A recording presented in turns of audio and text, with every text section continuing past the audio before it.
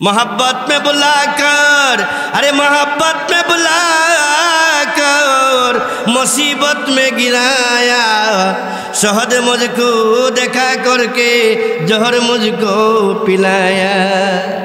भाইরা আমার, হযরত আইয়ুব আলাইহিস সালাম রে আল্লাহ পরীক্ষা করছেননি, জান দিয়া, সন্তান দিয়া, মাল দিয়া, কেদ দিয়া করছেনি। ভাইরা আমার, এই জন্য ভাইয়ের আমার শুনুন, আইয়ুব আলাইহিস সালামের পরীক্ষা, এই দুনিয়া হইল পরীক্ষার জায়গা, ঠিক না বেঠিক? পরীক্ষা দিতে আসছি। আম্বিয়ায়ে কেরামের কত কষ্ট ভাইয়ের আমার, কিতাবের মধ্যে উল্লেখ করা হয়, আমার নবী, আপনার নবী, বিশ্ব নবী রাহমাতুল লিল আলামিন নবুয়ত প্রাপ্ত হওয়ার আগে শয়তান আকাশে ঘোরাফেরা করতে পারত। আপনি আমাদের নবী যখন নবুয়ত প্রাপ্ত হয়ে গেল আর আকাশে যাইতে পারে না।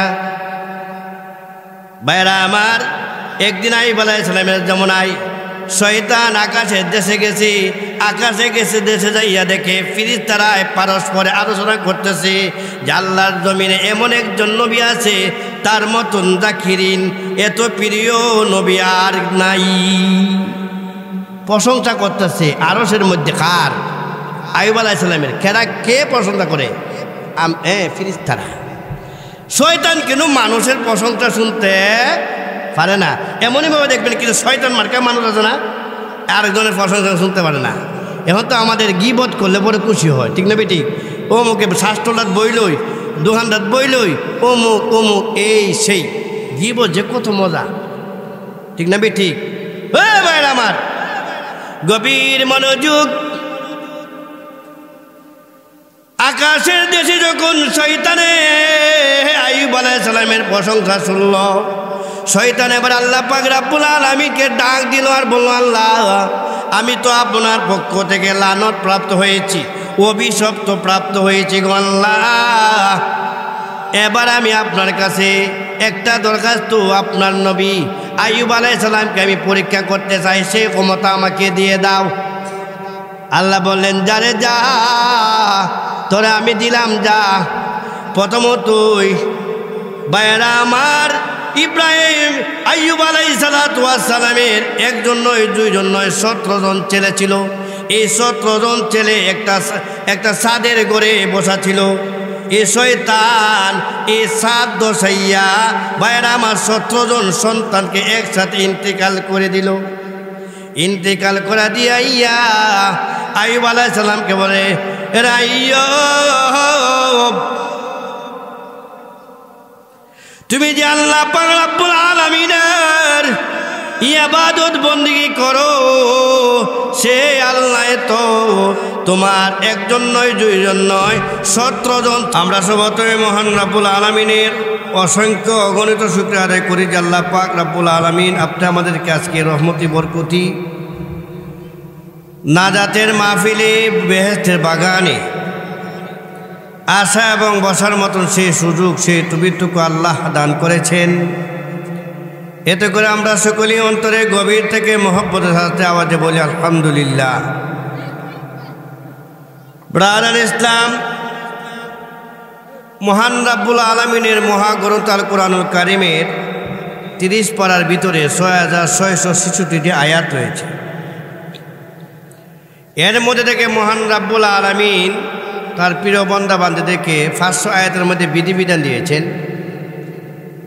আর কিছু আয়াতে আমার দয়ার আল্লাহ, আমার মায়ার আল্লাহ ইতিহাস বর্ণনা করেছেন, অতীতের বর্ণনা দিয়েছেন। আর কিছু আয়াতে তার প্রিয় বান্দা এবং বান্দীদেরকে ওয়াজ এবং নসিহত করেছেন।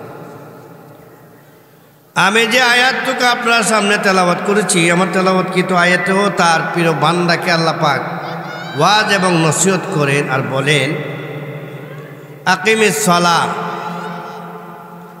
তুমি নামাজ কায়েম করো, নামাজ প্রতিষ্ঠা করো। সেখানে মহান রব্বুল আলামিন নামাজ পড়ার কথা বলে নাই, বলেছেন নামাজ প্রতিষ্ঠা করার কথা। কেন? নামাজ প্রতিষ্ঠা করতে হইল নামাজের যত বিধিবিধান আছে তথা নামাজের ফরজ, ওয়াজিব, সুন্নত, মুস্তাহাব সহকারে নামাজ আদায় করো। অপর বর্ণনা আসছে তুমি নিজেও নামাজ পড়ো, অপরদেরকেও নামাজের আদেশ দাও। নিজেও জাহান্নামের আগুন থেকে বাঁচো, অপরদেরকেও জাহান্নামের আগুন থেকে বাঁচাও। যার প্রমাণে মহান রাব্বুল আলামিন কুরআনের অন্য আয়াতে বলেন, ইয়া আইয়ুহাল্লাযীনা আমানু ও আনফুসাকুম ওয়া আহলিকুম নারা। মহান আল্লাহ বলেন, হে আমার মুমিনেরা, তোমরা তোমাদের নিজের নফসকে আগে জাহান্নামের আগুন থেকে বাঁচাও, তারপরে তোমার পরিবার পরিজনকে জাহান্নামের আগুন থেকে বাঁচাও। এজন্য নিজেও নামাজ পড়তে হবে, অপরদেরকেও নামাজের আদেশ এবং নির্দেশ দিতে হবে। হাদিস শরীফ আছে, আপনার কথা দ্বারা যদি কেউ একজন নামাজি হয়, সেই ব্যক্তি নামাজ পড়ে যে সওয়াব পাবে, আল্লাহ পাক আপনার আমলনামাও তার একটি অংশ সওয়াব আল্লাহ পাক আপনার আমলনামায় দিবেন। এই জন্য আমার দয়ার আল্লাহ, আমার মায়ার আল্লাহ বলেন, আকিমিস সালাহ, নামাজ কায়েম করো, নামাজ প্রতিষ্ঠা করো। নামাজ প্রতিষ্ঠা করলে লাভ কি? আল্লাহ বলেন, ইন্নাস সালাতা তানহা আনিল ফাহশাই ওয়াল মুনকার। মহান আল্লাহ বলেন, নিশ্চয় অবশ্যই নামাজে তোমাকে যাবতীয় অশ্লীল এবং গর্হিত এবং নিন্দনীয় কাজ থেকে বিরত রাখবে। এবার আমরা প্রশ্ন রাখতে পারে, আল্লাহ বলছেন নামাজ পড়লে মানুষ খারাপ কাজে লিপ্ত হতে পারে না, তথা নামাজ পড়েও সুদ খেতে পারে না, নামাজ পড়েও ঘুষ খেতে পারে না, নামাজ পড়েও অপর বাইদের উপরে জুলুম অত্যাচার করতে পারে না। এটা আল্লাহর কথা। কিন্তু আমরা দিকে আমাদের সমাজে কিছু মুসল্লিরা আছে, নামাজও পড়ে আবার সুদ খায়, নামাজের আগের কাতারে দাঁড়ায়। এমন কিছু মুসল্লিরা আছে যারা নামাজও পড়ে ঘুষ খায়, নামাজের আগের কাতারে দাঁড়ায়। আয়াত এবং বর্তমান প্রেক্ষাপটে মুসল্লিদের সাথে সামঞ্জস্য নেই। তার জবাব কি? তার জবাবে আল্লাহর নবী বিশ্বনবী রাহমাতুল্লাহ বলছেন, যার নামাজ তাকে অশ্লীল গর্হিত কাজ থেকে বিরত রাখলো না, নবীজি বলেন, ফালা সলাত লাহু, তার নামাজ নামাজি নয়। তথা যে ব্যক্তি যেভাবে নামাজ পড়ার কথা ছিল সেইভাবে নামাজ পড়তে পারে না বিদায় তার নামাজ আল্লাহ দরবারে গ্রহণযোগ্য হয় নাই এবং কবুল হয় নাই।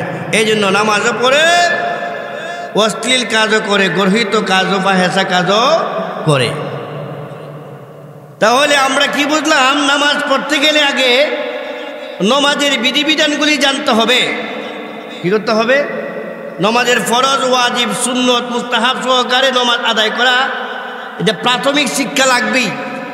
এজন্য বলা হচ্ছে, তলাবুল ইলমি ফারিদাতুন আলা কুল্লি মুসলিম, প্রত্যেকটা নরনারীর জন্য ইলমে দ্বীন শিক্ষা করা ফরজ, অর্থাৎ ফরজিয়তে ইলম। আমরা আজকে যে মাদ্রাসার মাহফিলে সমবেত হয়েছি, সেই মাহফিলেও সেই মাদ্রাসায় ও কমপক্ষে ফরজিয়তে ইলম শিক্ষানো হয়। 2 নম্বর হইল, নামাজের ভিতরে খলুসিয়ত থাকতে হবে, ইখলাসও থাকতে হবে। কোন প্রকারের মুমিনেরা নামাজ পড়ে সফল কাম, এর পরিপ্রেক্ষিতে কোরআনের ওই অন্য আয়াতে আমার আল্লাহ বলেন, قد أفلح المؤمنون الذين هم في صلاتهم خاشعون। দয়ার আল্লাহ, আমার মায়ার আল্লাহ, মুমিনের পরিচয় দিতে গিয়া বলেন, মুমিন নয়, মুমিনরা সবল কাম, যেই মুমিনের নামাজের মধ্যে রয়েছে খুশু এবং খুজু, যেই মুমিনে নামাজ আদায় করে নরম ও নির্মম অবস্থায়, যেই মুমিনে নামাজ আদায় করে মহান আল্লাহকে রাজি খুশি করার উদ্দেশ্যে, যেই মুমিনে নামাজ আদায় করে মহান আল্লাহকে ভয় করে। ভাইয়েরা আমার, বন্ধুরা আমার, নামাজের ভিতরে বিনয়ী থাকতে হবে, নামাজের ভিতরে আল্লাহর ভয় থাকতে হবে। এই জন্য নামাজে যখন দাঁড়াবেন, ইবাদত বন্দেগীতে যখন দাঁড়াবেন, কিভাবে দাঁড়াবেন? নামাজের ভিতরে, ইবাদত বন্দেগীর ভিতরে কেমন মন মানসিকতা হতে হবে? ভাইয়েরা আমার, মিশকাত শরীফের মধ্যে কানা হাদিস রয়েছে, হাদিসে জিব্রাইল। এই হাদিসে জিব্রাইলের মধ্যে আল্লাহর নবী বিশ্ব নবী রাহমাতুল লিল আলামিন বর্ণনা করেন, তুমি যখন নামাজে দাঁড়াও মনে করো তুমি আল্লাহরে দেখতেছো। নামাজে যখন দাঁড়াও মনে করো তুমি আল্লাহরে দেখতেছো। তাও যদি না পারো মনে করো তোমাকে আল্লাহ দেখতেছে। আমাদেরকে আল্লাহ দেখিনি। আল্লাহ হচ্ছেন সামিউম বাসীর। আল্লাহ শুনেনো দেখেনো। এবং আমরা যারা অন্তরে অন্তরে কল্পনা জল্পনা করি, কলবের ভিতরে অন্তরে অন্তরে সবগুলি আল্লাহ জানে এবং শুনে। ওয়াল্লাহু আলিমুম বিযাতিস সুদূর।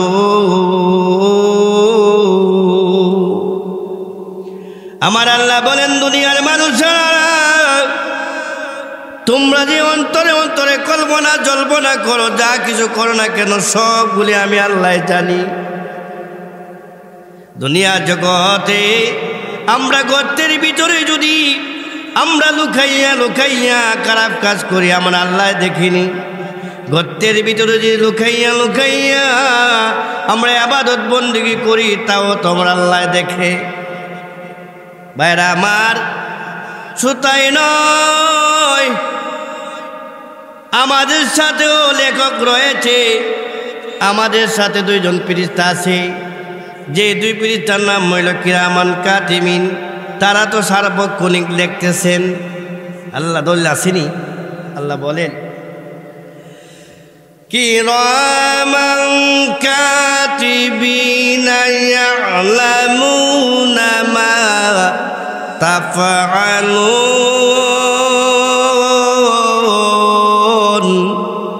মহান আল্লাহ বলেন, এমন দুইজন ফেরেশতা তোমাদের কাদের মধ্যে রয়েছে, যারা সার্বক্ষণিক তোমাদের কার্যগুলি যা করো সবগুলি আল্লাহ তাদের মাধ্যমে লিখিত করতেছেন, লিখতেছেন, যাদেরকে বলা হয় কিরামান কাতিবিন।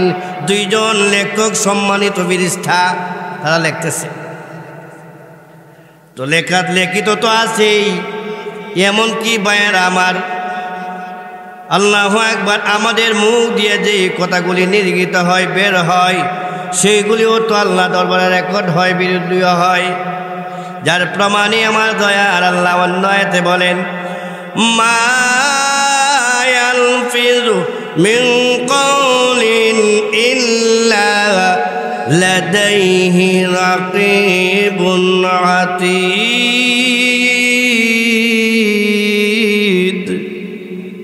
মহান আল্লাহ বলেন, আমার বান্দা বান্দির মুখ দিয়া যেই শব্দগুলি নির্গিত হয়, বের হয়, সেই কথাগুলিও আমি আল্লাহ দরবারে রেকর্ড হয়। এই জন্য ভাইয়েরা আমার, নামাজের ভিতরে যখন আমরা দাঁড়িয়ে যাব, ইবাদত বন্দেগীতে যখন দাঁড়িয়ে যাব, মনে করব আমার আল্লাহ আমাকে দেখতেছে। তাও যদি না পারি, মনে করব আমাকে আল্লাহ দেখতেছে।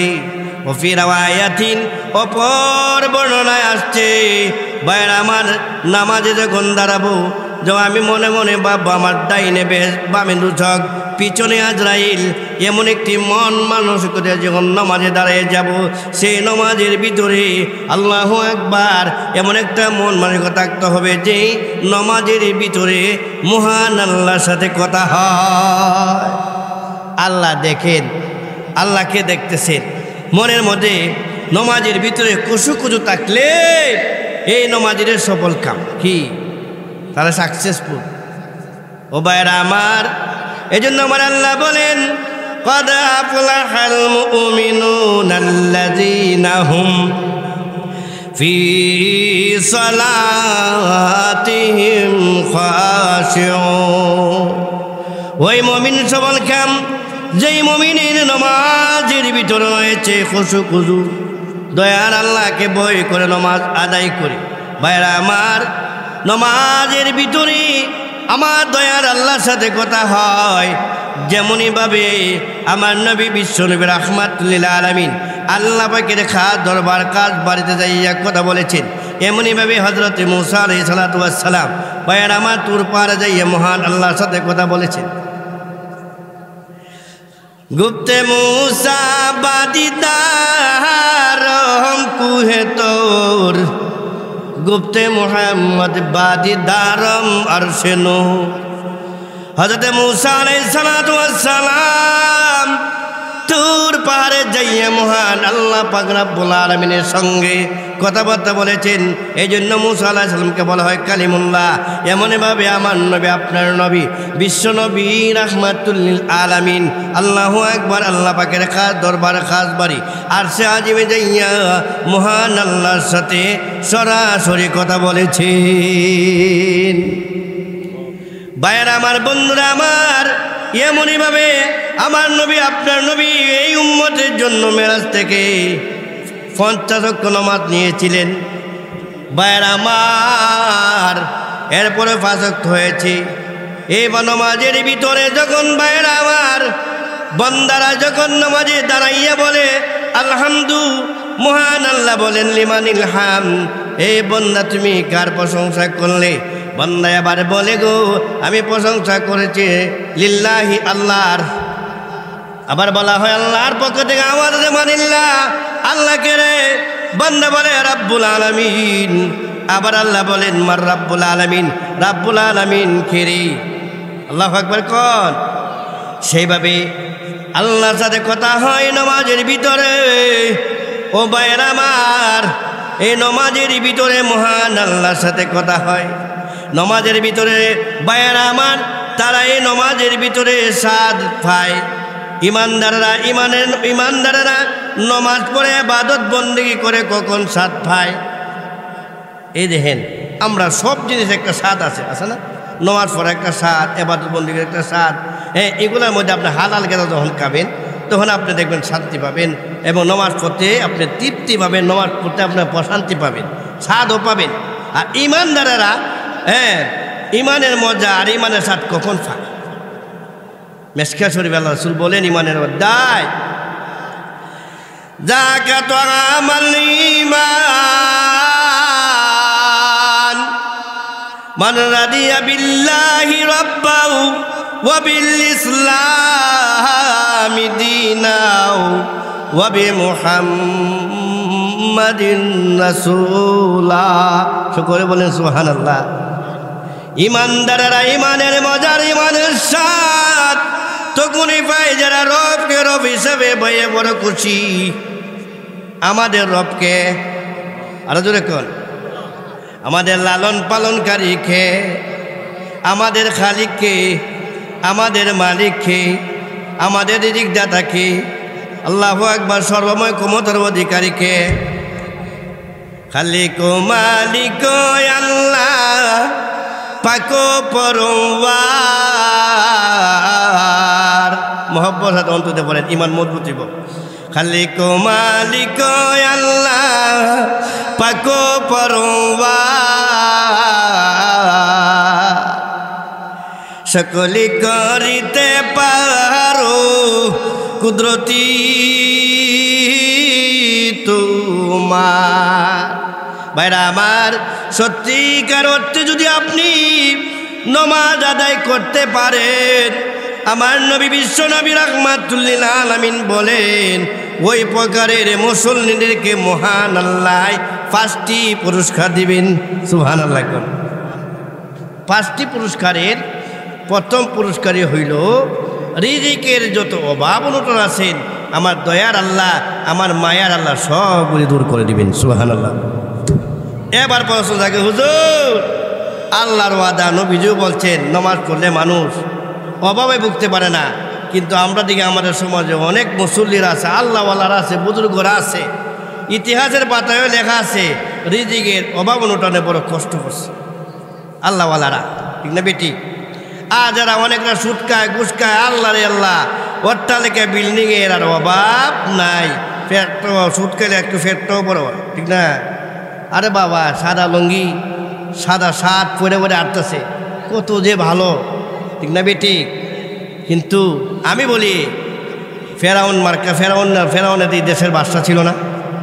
কথা কন, যারা নমাজ ইবাদত বন্দেগি করেও না, আবার শাস্ত্র বসে বসে বলবে অমুক অমুক তাবলীগে গিয়া নমাজ পড়া কিতা করছে, সে বুঝাইতেছে আমি নমাজ রোজা না পড়লেও সুদ খাইতেছি আর সুদের ব্যবসা করতেছি, আমার তো অভাব নাই।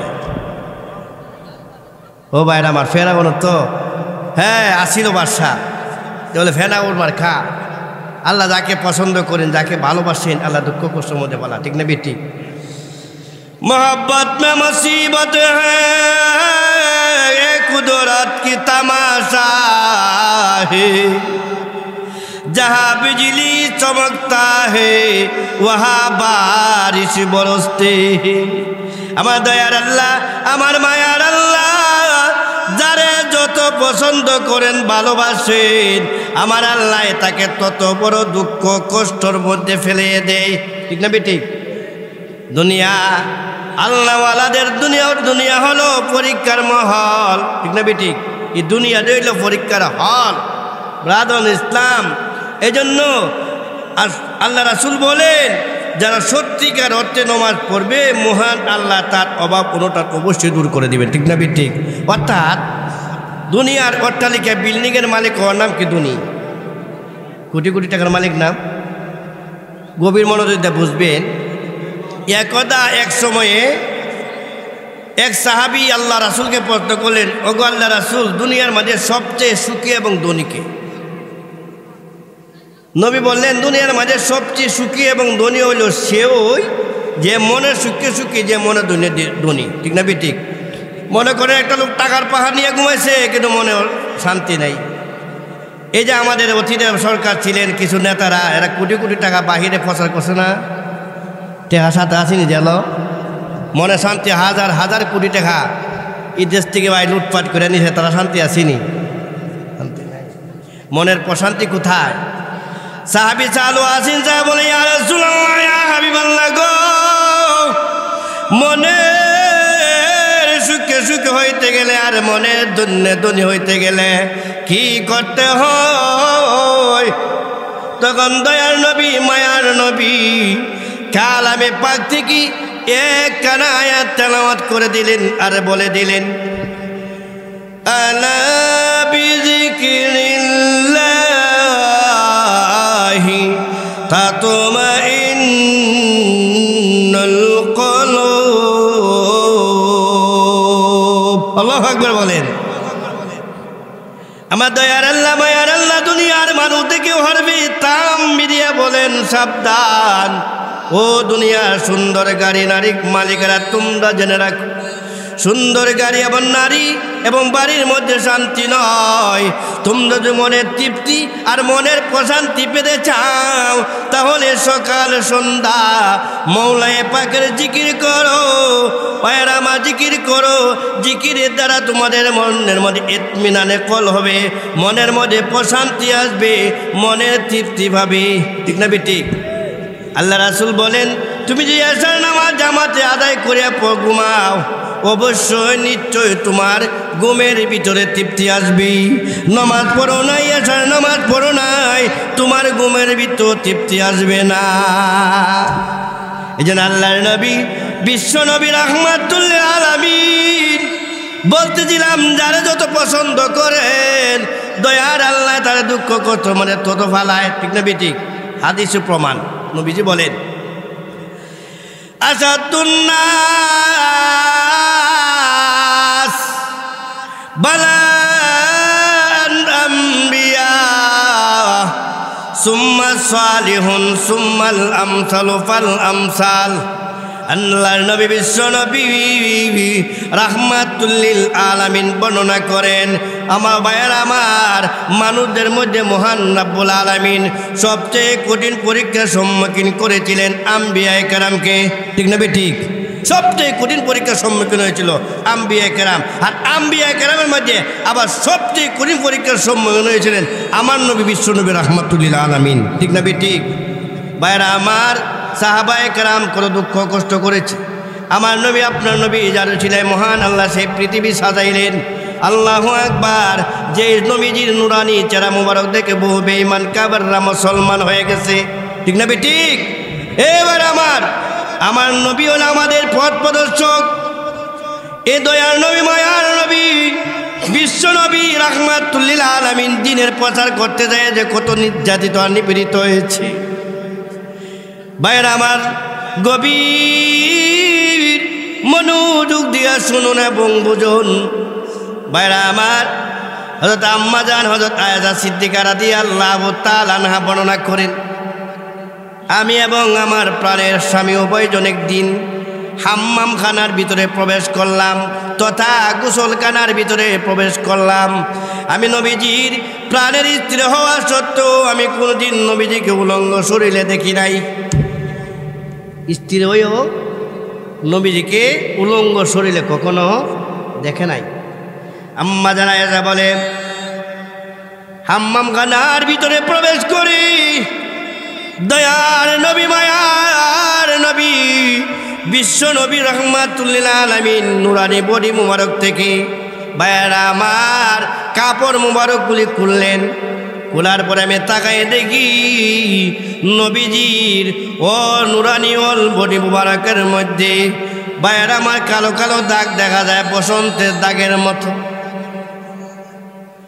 ভাইয়েরা আমার, বন্ধুরা আমার, আম্মা জান আয়েশা বলেন, এই অবস্থা দেখে আমার প্রাণের নবী, আমার প্রাণের স্বামীকে জিজ্ঞেস করলাম, গো আল্লাহর হাবিব, আপনার কি কোনো সময় বসন্ত হয়েছিল?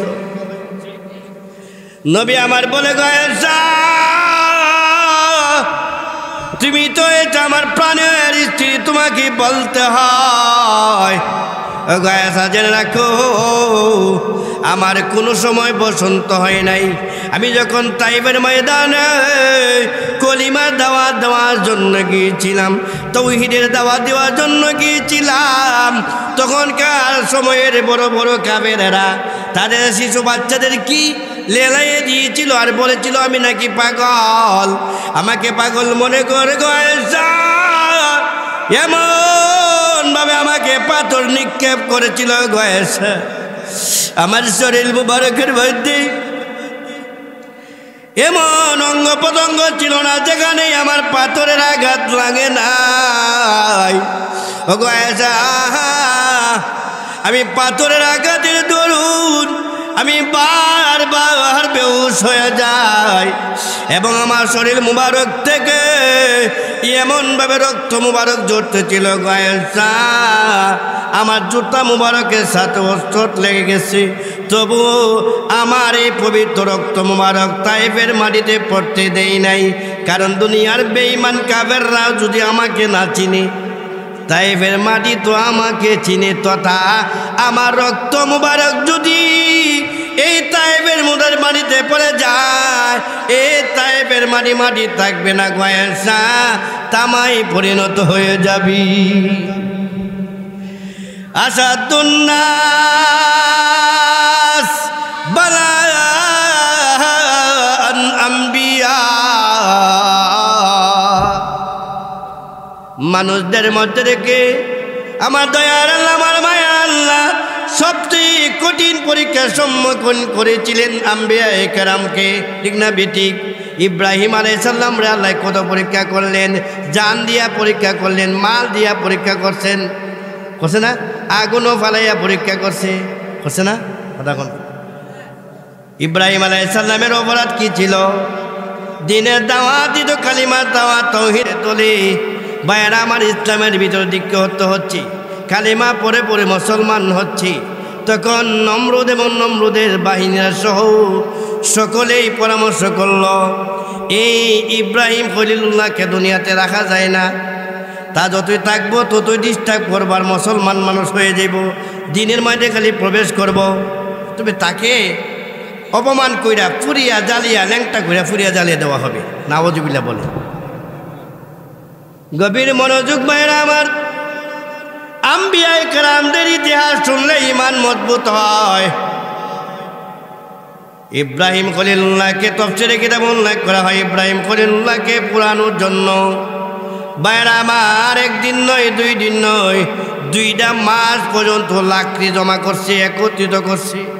একত্রিত করে চতুর্দিকে বাইরে আমার দেওয়াল দিয়েছে, দেওয়াল দিয়ে আগুন প্রজ্বলিত করে দিছে, আগুন জ্বালাইয়া দিছে, আগুন দাও দাও করতেছে,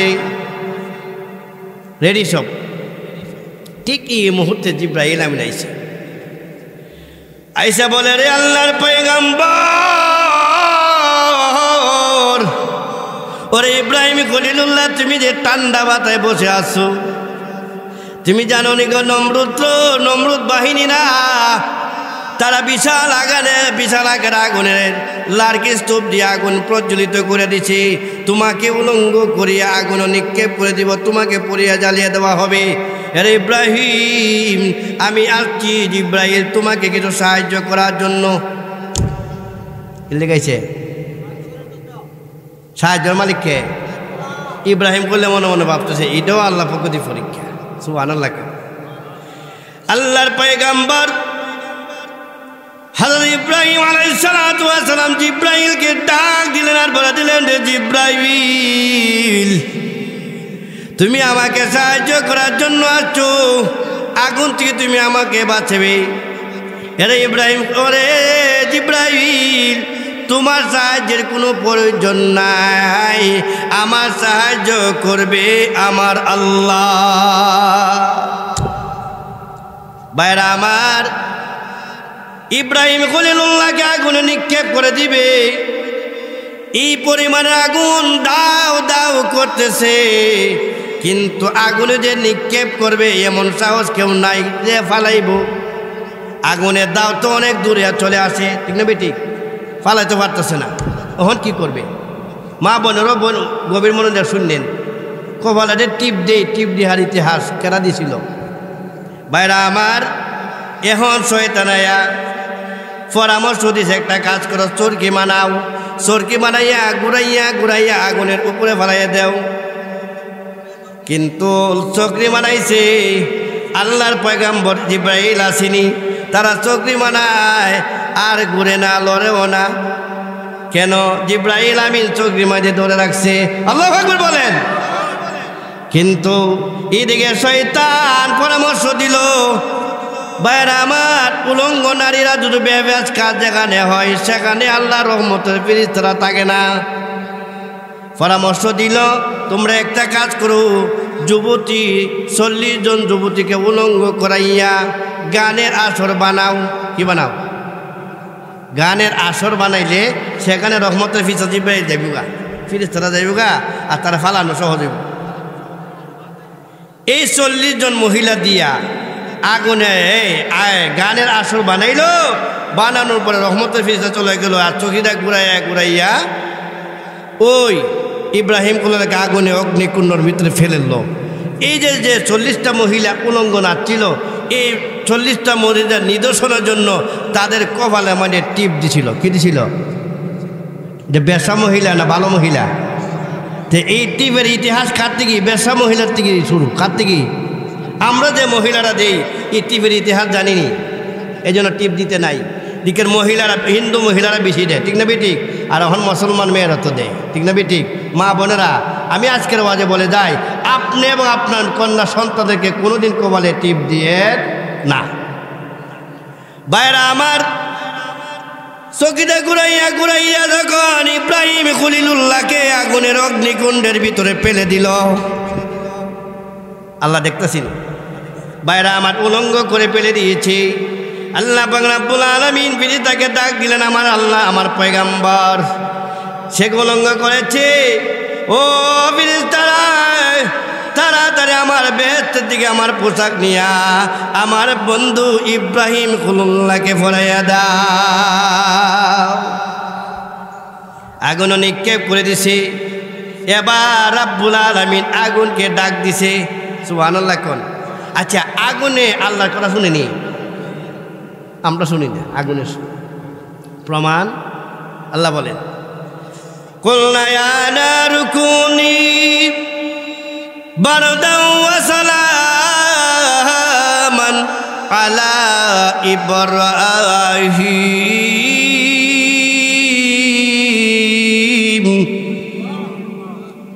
মহান আল্লাহ বলেন, আগুন আমার বন্ধু ইব্রাহিম খলিলুল্লাহকে পূর্বে দূরের কথা রে,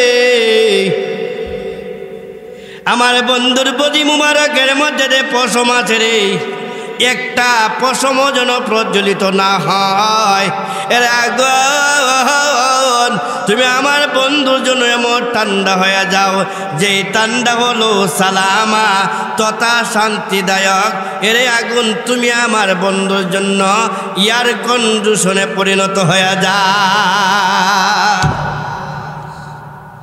ভাইয়েরা আমার, তাফসীরে কিতাবে উল্লেখ করা হয়, নমরুদ এবং নমরুদের বাহিনীরা ইব্রাহিম খলিলুল্লাহকে অগ্নিকুণ্ডের ভিতরে ফেলিয়া তারা অনেক উপরে উঠছে। কিভাবে? ইব্রাহিম খলিলুল্লাহ পুরে দেখবার জন্য।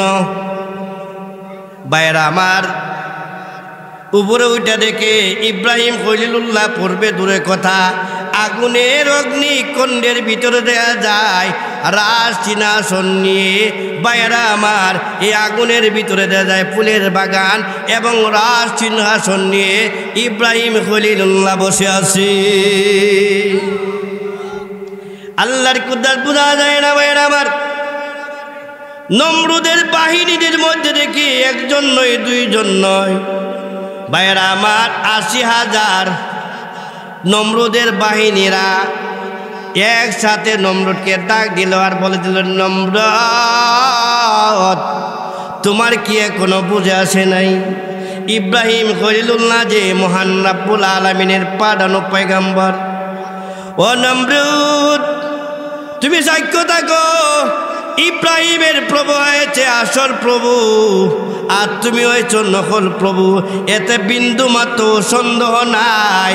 আমরা এই মুহূর্তে ইব্রাহিমের প্রভুর উপরে কলিমা পড়ে ইসলামের ছায়াতলে প্রবেশ করে নিলাম। ভাইয়েরা আমার, শুধু তাই নয়, নমরুদের একটা কন্যা ছিল যার নাম ছিল ওরগেসা, পরিবর্তিতে তার নাম রাখা হয়েছে রাহিমা। এই কন্যা নমরুদের সামনে দাঁড়ায় আর বলে, রে নমরুদ, ওরে বক বক নমরুদ, তোমার কি এখনো বুঝে আসে নাই?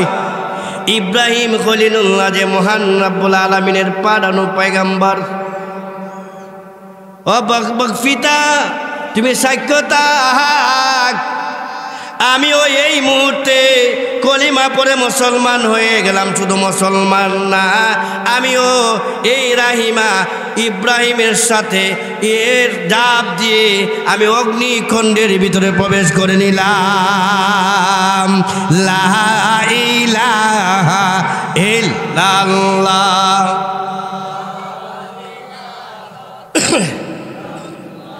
লা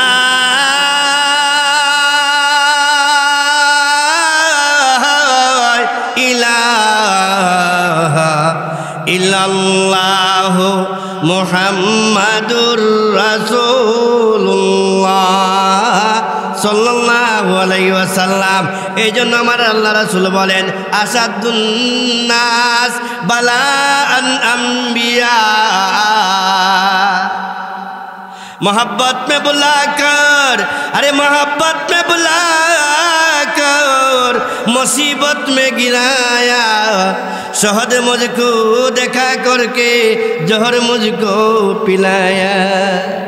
भाईरा আমার হযরত আইয়ুব আলাইহিস সালাম রে আল্লাহ পরীক্ষা করছেননি, জান দিয়া, সন্তান দিয়া, মাল দিয়া, কেদ দিয়া করছেনি। ভাইরা আমার, এই জন্য ভাইয়ের আমার শুনুন, আইয়ুব আলাইহিস সালামের পরীক্ষা, এই দুনিয়া হলো পরীক্ষার জায়গা, ঠিক না বেঠিক? পরীক্ষা দিতে আসছি। আম্বিয়ায়ে কেরামের কত কষ্ট। ভাইয়ের আমার, কিতাবের মধ্যে উল্লেখ করা হয়, আমার নবী, আপনার নবী, বিশ্ব নবী রাহমাতুল লিল আলামিন নবুয়ত প্রাপ্ত হওয়ার আগে শয়তান আকাশে ঘোরাফেরা করতে পারত। আপনি আমাদের নবী যখন নবুয়ত প্রাপ্ত হয়ে গেল আর আকাশে যাইতে পারে না। ভাইরা আমার, একদিন আইয়ুব আলাইহিস সালামের যমুনায় শয়তান আকাশের দেশে গেছে, আকাশে গেছে, দেশে যাইয়া দেখে ফেরেশতারা পরস্পরে আলোচনা করতেছে যে আল্লাহর জমিনে এমন একজন নবী আছে তার মতন জাকিরিন, এত প্রিয় নবী আর নাই। প্রশংসা করতেছে আরশের মধ্যে কার? আইয়ুব আলাইহিস সালামের। কে প্রশংসা করে? ফেরেশতারা। শয়তান কেন মানুষের প্রশংসা শুনতে পারে না? এমনইভাবে দেখবেন কিন্তু শয়তান মার্কা মানুষ আছে না, আরেকজনের প্রশংসা শুনতে পারে না। এখন তো আমাদের গীবত করলে পরে খুশি হয়, ঠিক না বেটি? অমুকে শাস্ত্রলাত বইলই, দোকানদার বইলই, অমুক অমুক এই সেই গীবত যে কত মজা, ঠিক না বেটি? ভাইরা আমার, গভীর মনোযোগ। আকাশের দেশে যখন শয়তানে আইয়ুব আলাইহিস সালামের প্রশংসা শুনল, শয়তান এবার আল্লাহ পাক রব্বুল আলামিনকে ডাক দিল আর বলল, আল্লাহ, আমি তো আপনার পক্ষ থেকে লানত প্রাপ্ত হয়েছি, অভিশপ্ত প্রাপ্ত হয়েছি গো আল্লাহ। এবার আমি আপনার কাছে একটা দরখাস্ত, আপনার নবী আইয়ুব আলাইহিস সালামকে আমি পরীক্ষা করতে চাই, সেই ক্ষমতা আমাকে দিয়ে দাও। আল্লাহ বললেন, যারে যা, তোরে আমি দিলাম, যা। প্রথমত ভাইরা আমার, ইব্রাহিম আইয়ুব আলাইহিস সালামের একজন নয়, দুইজন নয়, 17 জন ছেলে ছিল। এই 17 জন ছেলে একটা ছাদের ঘরে বসা ছিল। এই শয়তান এই ছাদ দশাইয়া ভাইরা আমার 17 জন সন্তানকে একসাথে ইন্তেকাল করে দিল। ইন্তেকাল করা দিয়া আইয়ুব আলাইহিস সালামকে বলে, আইয়ুব, তুমি যে আল্লাহ পাক রব্বুল আলামিনের ইবাদত বন্দেগী করো, সে আল্লাহ তো তোমার একজন নয়, দুইজন নয়, 17 জন ছেলে একসাথে ইন্তেকাল করাইয়া দিছে। ও ভাইরা আমার, 1 নম্বর পরীক্ষা। তখন আইয়ুব আলাইহিস সালাম বললেন, আলহামদুলিল্লাহ। আইয়ুব আলাইহিস সালাম বললেন, আলহামদুলিল্লাহ। এরপরে যখন আবার জমি জমা ছিল, আইয়ুব আলাইহিস সালাম বহুত বড় কৃষকের মালিক ছিল। কি ছিল? জমির মালিক ছিল। জমির মালিক, উনি কৃষি কাজ করে বহু জমির মাঝে তখন ফসল ছিল, সংক্ষিপ্ত বলতেছি, জমির মাঝে ফসল ছিল। এই ফসলগুলো পুড়িয়া জ্বালিয়ে দিয়ে আইসে বলে, আইয়ুব, তুমি যে আল্লাহ পাক রব্বুল আলামিনের জিকির করো, সে আল্লাহ তো তোমার জমিনে যত ফসলগুলি আছে সকল ফসলগুলি পুড়িয়া জ্বালিয়ে দিছে। আইয়ুব আলাইহিস সালাম বলছে, আলহামদুলিল্লাহ। সো তাই নয় ভাইরা আমার, 3 নম্বর পরীক্ষা ছিল। বডির মধ্যে কুষ্ঠ রোগ দিয়েছে। কি রোগ? এমন রোগ দিয়েছে দুর্গন্ধযুক্ত। ভাইরা আমার, বিবাচ্চা সবাই পলাইয়া গেল। লাস্টে বড় বিবি রাহিমা রয়ে গেল। রাহিমাকে বলল, রাহিমা, তুমি আমাকে জঙ্গলে নিয়ে যাও, আমার দ্বারা মানুষ কষ্ট হয়েছে। ভাইরা আমার, জঙ্গলে যাইয়ে এমন জিকির আরম্ভ করে দিছে, জিকিরে দুরুন তার শরীর মুবারকের মধ্যে যে পশু হয়ে পোকামাকড়গুলো আছে, পোকার মাকড়গুলো আল্লাহ জিকির করে। আল্লাহর পক্ষ থেকে আওয়াজ আসলো, আইয়ুব, তুমি যে আল্লাহর জিকির করো, আল্লাহু আকবার, তুমি যে আল্লাহ জিকির করো, তোমার জিকিরের সাথে সাথে তোমার শরীর মুবারকের মধ্যে কীট পতঙ্গগুলি আছে, তারাও আল্লাহর জিকির করতেছে। সংক্ষিপ্তভাবে বলতেছি ভাইরা আমার, এই পোকামাকড়গুলি খাইয়া খাইয়া যখন জমিনের মধ্যে পড়ে, জমিন থেকে এই পোকামাকড়গুলি আইয়ুব আলাইহিস সালাম দিয়ে হাত দিয়ে উড়ায় আর বলে, রে পোকামাকড়, তোমরা আমার মাংস খা আর আমার প্রভুর জিকির কর। ভাইরা আমার, লাস্টে যখন এই পোকামাকড় জিহ্বা বা মগজ দিলের মাঝে আঘাত করলো, তখন আইয়ুব আলাইহিস সালাম আল্লাহ দরবারে আরজ করলেন আর বললেন, প্রভু রে, এই মুহূর্তে যদি তুই আমার প্রতি দয়া না করো, রহম না করো, আমি সেই পরীক্ষায় পাশ করতে পারবো না। এবার ভাইরা আমার, আল্লাহ পাক রব্বুল আলামিন আইয়ুবকে ডাক দিলেন, আইয়ুব, তুমি যেখানে বসে আছো সেখানে তোমার পায়ের গোড়ালি দিয়া জমিনে আঘাত করো। আঘাত করার সাথে সাথে সেখান থেকে পানির ঝর্ণা সৃষ্টি হয়ে যাবে। এই পানি দিয়ে তুমি গোসল করবে।